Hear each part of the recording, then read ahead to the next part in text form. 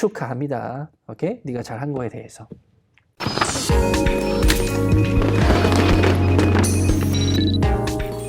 오늘은요, 두 번째로 주제 목적 찾기 문제를 푸는 방식에 대해서 말씀드릴 거고요. 파트 7 독해 지문에서 각 지문의 첫 번째 문제는 보통 주제 목적 찾기 문제가 잘 나오거든요. 그래서 그걸 좀 말씀드리고 싶고, 지문의 초반부를 읽으면서 주제를 파악하면 보다 수월하게 전체 내용을 읽을 수 있습니다. 이거는 뭐 영어뿐만 아니라 한국어로 된 지문이더라도 초반을 잘 읽으면 잘 나오잖아요. 그죠? 근데 토익에서는 그 초반에 그 주제 목적을 묻는 문제가 자주 나오기 때문에 그걸 활용을 하셔야 돼요. 보통 이런 식입니다. What is the purpose of the email? 뭐 이렇게 나오게 되면 목적이요. purpose가 목적이라는 뜻이니까 목적 문제구나 짐작하셔야 되고, 또 what blah blah blah about 이 나오게 되면 무엇에 관한 것이냐, 이 글이 주제 문제가 될 거고요. 세 번째 what blah blah discussed 무엇이 토론되고 있느냐, 주제를 묻는 것이고요. 마지막 why blah blah written입니다. 왜 쓰여졌느냐, 당연히 주제를 물을 겁니다. 이런 포인트를 기억하셔서 활용을 잘 하시고, 자, 그러면 이런 주제 묻는 문제가 나왔을 시 접근법을 전해드립니다. 아까 처음에 얘기한 대로 지문별로 당연히 앞부분에 주제 목적이 잘 나오니까 첫 번째 문단을 잘 잡으셔야 돼요. 그래서 사실은 90% 이상이에요. 그래서 주제 목적 찾기 문제 90% 이상은 지문의 첫 단락에 거의 나오기 때문에 그 개념을 좀 기억을 해 주셔야 됩니다. 그래서 그렇게 적어 놓은 거고요. 근데 중요한 건 나머지 10%가 있잖아요. 얘는 뭘까? 얘는 뭘까? 밑에 2번인데 이런 식이에요.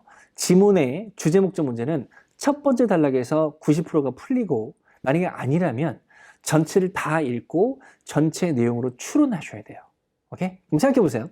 만약에 전체 내용을 추론하는 문제가 주제 목적 문제라면 그 문제를 여러 개 문제 중에, 그러니까 한 지문에 보통 문제가 여러 개 있으니까 여러 개 문제 중에 그 문제를 제일 처음에 푸는 게 좋을까요? 제일 마지막에 푸는 게 좋을까요?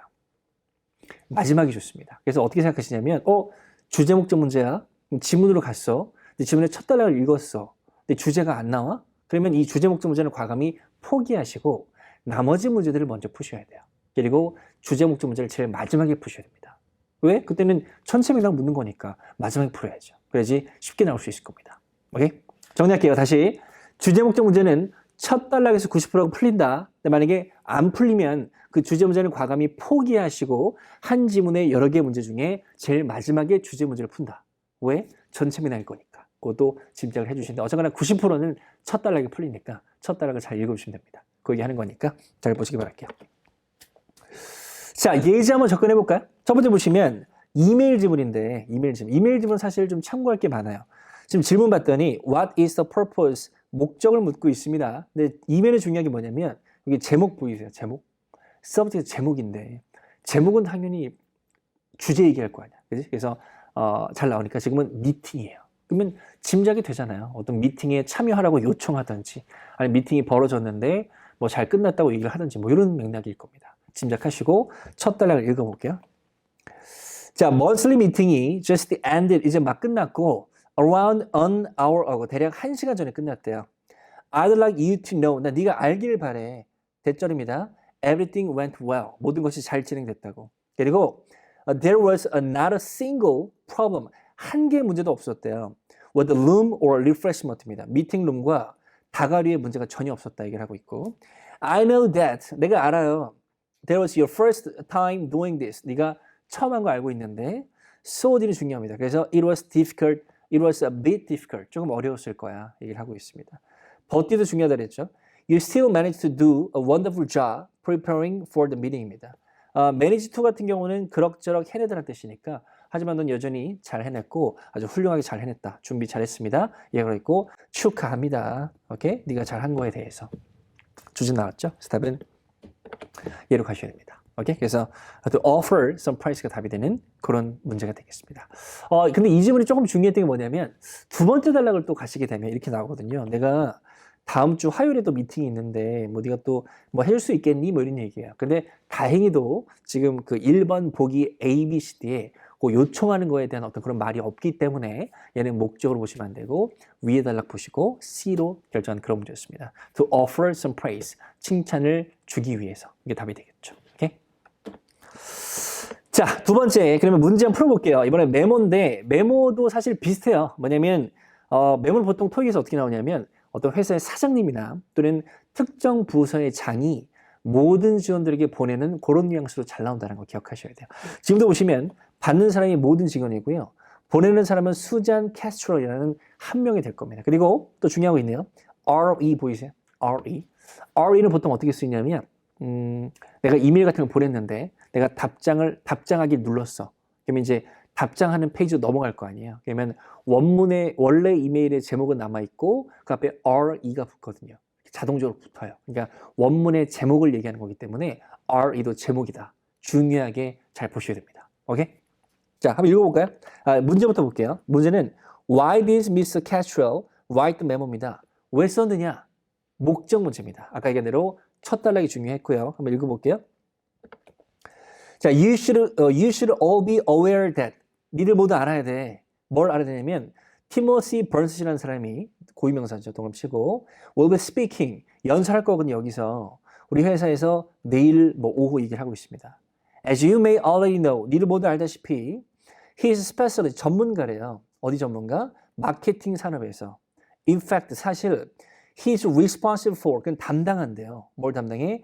수많은 성공적인 프린트 ads입니다. advertisement 약자죠. 광고 그리고 TV 사업 광고를 담당합니다. 그리고 그 사람이 옵니다. 내일 초대로 누구의 초대로? 우리 사장님의 초대로. 오케이. 그다음에 Mr. Davis is a big fan입니다. 데이비스가 뜬금없지만 내용상 봤을 때 사장님 얘기하겠죠. 걔가 big fan이래요. 그리고 he hope 그는 소망합니다. 번스 씨가 공유하기를 그의 지식을 산업의 지식을 너와 함께 그러니까 와서 참여하라 하니까 목적은 나왔죠. 얘로 가셔야 됩니다. 오케이? 그래서 to announce the appearance of the speaker입니다. 발표 좀 공고하는 거예요. 모든 직원들에게 아까 여기 보시면 모든 직원이 공고하는 거죠, 그죠? 그래서 연설자의 출연, appearance 출연, 나타남 이런 거니까 걔가 올 거니까 말해주는 그런 맥락으로 보셔야 됩니다. 이건 아마 꼼꼼히 좀 풀어보셨다면 함정이 좀 있는데 함정이 얘랑 얘예요. 왜냐하면 잘 보세요. 아까 이거 나왔었잖아요. 프린트 애드, 광고. 그래서 얘로 하셨어요. 그리고 또 얘는 뭐 있냐면 여기 티켓 나오거든요. 그래서 또 예로 하신 분이 계세요. 잘 들으세요. 중요한 팁인데 토익 독해는 본문에 나온 단어가 그대로 보기에 나온다면 기뻐하시기 아니고 의심하셔야 됩니다. 오히려 오답일 확률이 크니까요.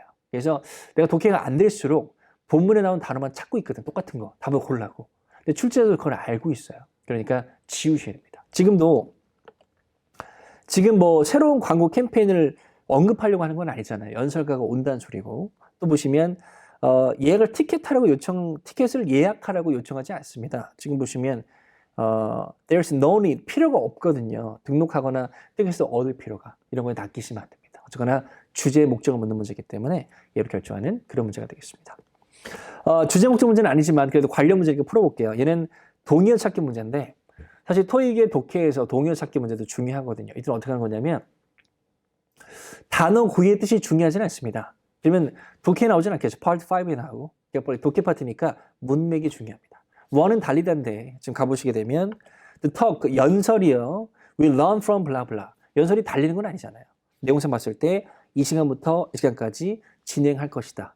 지속될 것이다. 이런 의미입니다. 그래서 답은 last로 보셔야 되고 last는 동사를 쓰게 되면 지속되다는 뜻을 갖고 있거든요. 그래서 의미상 제일 잘 어울렸던 그런 맥락이었습니다.